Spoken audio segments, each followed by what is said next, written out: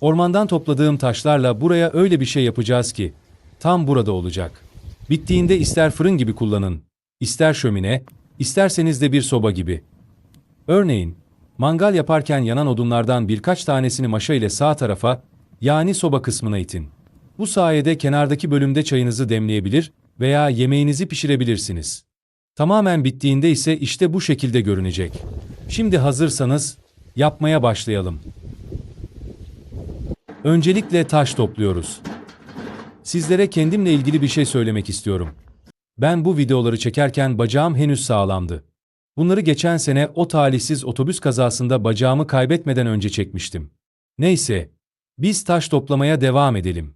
Taş toplarken boyutun küçük ya da büyük olması çok fark etmez. Ama ben özellikle uzun, dikdörtgen gibi olan taşları tercih ediyorum. Çünkü taşlar top gibi yuvarlak olursa üst üste durmaz. Arasına koyacağım çamur harç kuruyana kadar, taşların üst üste dengede durması lazım. Taşlar çok büyük olsa da alıyorum. Çünkü bahçede balyozum var. Eğer bir taş istediğim yere uymazsa ya da çok büyük gelirse, balyozla onu istediğim boyuta getiririm. İçinde çamur harcı karmak için böyle bir çukur yaptım. Hem fırına hem de göle yakın olması işimi oldukça kolaylaştıracak. Çamur harcı hazırlamak için önce toprağı eleyeceğim. Eskiden, çimento icat edilmeden önce evlerin duvarlarını kerpiçten yaparlarmış. Kerpiçleri de samanlı çamur harcı ile birleştirirlermiş. Bizim köyde hala o kerpiç evlerden var. Çamurun tam bir balçık kıvamında olması için içinde küçük taşların olmaması gerek. Toprağı eledikçe içerisine saman da atıyorum ki, saman toprağa iyice karışsın. Saman ne kadar bol olursa, çamur kuruduğunda o kadar sağlam olur ve kolay kolay dağılmaz. Eskiden kerpiçle örülen duvarları bu samanlı çamur ile güzelce sıvar. Kuruyunca da kireç ile boyarlarmış. Böylece duvarları yağmurdan bile kolay kolay etkilenmez hale getirilebilir. Şimdi ben de samanla karışan bu toprağı su ile birleştirecek ve iyice karıştıracağım. Bu işin en yorucu kısmı burası. Balçık haline gelen çamuru karıştırmak gerçekten güç istiyor. Bunu yapana kadar çok yoruldum ama baksanıza aynı çimento harcı gibi görünüyor. Sanırım kıvamını tutturdum. Şu an biraz cıvık gibi duruyor. Biraz dinlendikten sonra üstüne biraz daha saman ve toprak ekleyip tekrar karıştıracağım.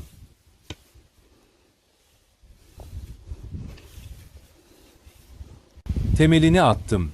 Tahtaları set olarak kullandım ve bayır olan o alanı, taşlar, çöpten bulduğum kiremitler ve tuğla parçalarıyla dümdüz hale getirdim. Şöminemizi aynı zamanda fırın olarak da kullanacağımız için altının ısı yalıtımlı olması şart. Bu yüzden dikdörtgen alanımızın kenarlarına 10 santim yüksekliğinde bir duvar ördüm. İçerisine önce biraz saman döküyorum. Samanın üzerine bir katman olarak kiremit parçalarını diziyorum. Kiremitlerin üzerine ise yine çöpten topladığım camları koyacağım. Şişe, kavanoz, cam olan ne varsa topladım. Çünkü bu camlar fırının altında çabucak ısınacak. Fırındaki ateş sönse bile altının uzun süre sıcacık kalmasını sağlayacak. Bu sayede ekmeğimizi rahatça pişirebileceğiz. Etrafa parça sıçramasın diye camların üstüne eski bir paspas serdim. Camları balyozla ufak parçalara ayırıyorum ki aralarda boşluk kalmasın ve zemin dümdüz olsun. Eğer dümdüz olmazsa, üzerine koyacağımız çamur boşluklara dolar ve fırının altı her yerde eşit ısınmaz. Şimdi üzerini çamurla kapatalım. Önce zemini çamur harçla sıvadık. Sonra samanla kapladık. Üstüne bir katman daha kiremit dizip tekrar cam kırdık. Şimdi ince bir katman çamurla her yeri dümdüz yapacağız. Çamuru iyice düzlemek için üzerine tahtalar dizdim. Ağırlık yapsın diye de büyük taşlar koydum. Böylece çamur alttaki camlarla bütünleşecek, iyice sıkışacak ve çok sağlam olacak. Aslında biraz para harcamak isteseydim, nalburdan ateş tuğlası alırdım. O hazırladığım incecik çamur katmanının üzerine bu ateş tuğlalarını dizerdim. Yine üzerine tahtaları koyar ve iyice bastırması için ağır taşlar yerleştirirdim. Bu sayede fırınımızın zemini çok daha pürüzsüz ve çok daha sağlam olurdu. Yarına hazır olsun diye şimdiden biraz toprak eliyorum. Yarın pilates topunu koyup etrafına taşları örmeye başlayacağım. 80 santim çapındaki pilates topunun üzerine bir kovayı ters koyacağım. Etrafına da tahta ve kartonlar kullanarak şöminenin iç kalıbını hazırlayacağım. Pilates topunun zarar görmemesi için üzerini naylon bir çöp poşetiyle kapladım ve bantlarla güzelce sabitledim. Bu sayede topu işimiz bittiğinde sağlam bir şekilde geri alabileceğiz. Şöminenin yanındaki yağ tenekesinin olduğu bölüme soba kısmını yapacağım. Taşları örmeye başladım ama itiraf etmeliyim ki sandığımdan çok daha fazla taş ve çamur gidiyor. Öndeki tahta kasa parçasını ağız kısmına kalıp yaptım. Taşları örerken çamur kuruyana kadar destek olacak. Tahta kasa orada sıkışsa bile fırın yanınca yüksek ısıya dayanamayıp kül olacak. Bu sayede şömineye zarar vermeden kalıptan kurtulmuş olacağız. Ağız kısmının daha sağlam olması için kasanın üzerine çöpten bulduğum bir demir parçasını koydum. Taşları onun üzerinden örüyorum. Yanındaki soba bölümü daha düzgün olsun diye orayı tuğladan yaptım. Tenekeden kare bir delik açıp üstüne yine tenekeden bir kapak hazırladım. Kenarlardaki çamur aynı çimento gibi duruyor ama değil. Samanla çamuru çok iyi karıştırınca gerçekten çimento gibi görünüyor. Saman bol olduğu için de kuruyunca çatlama yapmıyor. İnanın, el arabasıyla defalarca taş taşıdım. Su gibi taş gidiyor. Sadece üst kısmı kaldı ama oraya da birkaç el arabası daha taş gerekecek. En üstteki baca kısmına ise bahçede bulduğum büz parçasını koyacağım. Ve sonunda bitti. Şimdi pilates topunun tıpasını çıkaralım.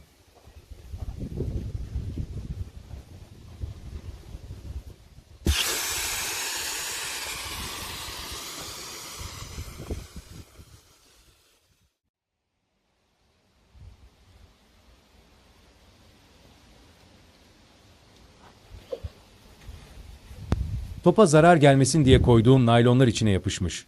Onları temizleyip iç duvarda taşların arasında kalan boşlukları çamurla güzelce sıvayacağım. Şu an soba kısmına bakıyoruz. Buradan yanan ateşin dumanı direkt şöminenin içine gidecek. Bu sayede tencere ve demliğimiz is olmayacak. Hava rüzgarlı olsa bile duman dışarı sızmayacağı için yemek yapan kişiyi asla rahatsız etmeyecek. Şöminenin çamuru henüz tam kurumadan içinde ilk ateşimizi yakalım.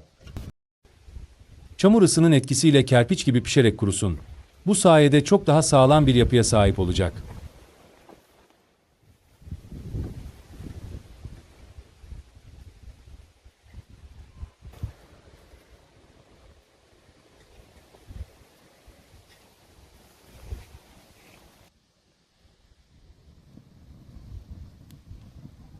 Soba tarafında yanan ateşin şömineye doğru nasıl geldiği, şu an videoda net bir şekilde belli oluyor. Sistemin ne kadar güzel çalıştığını görüyorsunuz.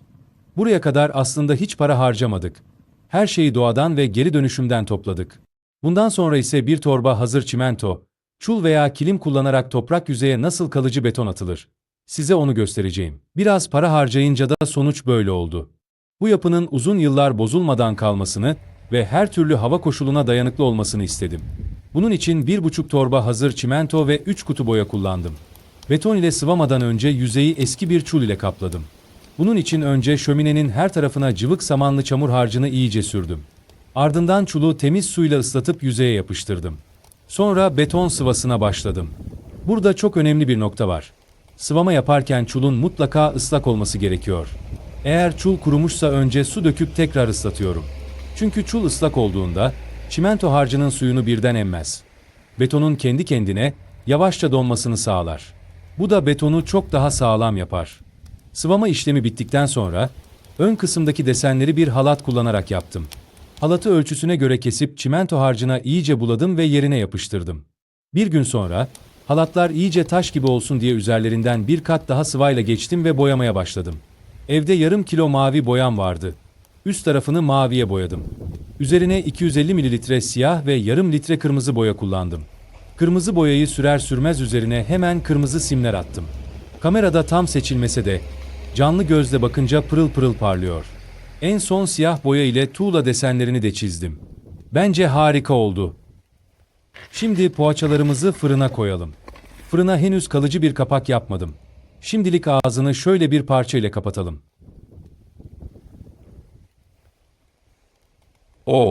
Şuna bakın.